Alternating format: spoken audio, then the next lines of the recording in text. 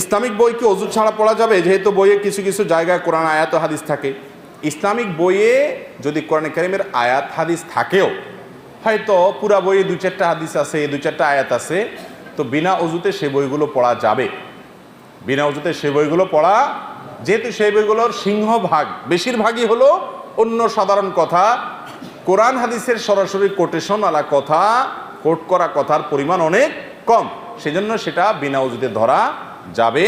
তবে ওই আয়াতের অংশগুলো সরাসরি টাচ করা থেকে বেঁচে থাকার চেষ্টা করবেন, বিরত থাকবেন। আর এই বইগুলো যদি আপনি কোরআন হাদিসের আলোকে অজু করে পবিত্র অবস্থায় পড়তে পারেন ভালো, কিন্তু বিনা অজুতে ধরলে যে গুনাহ হবে ব্যাপারটি সেরকম না।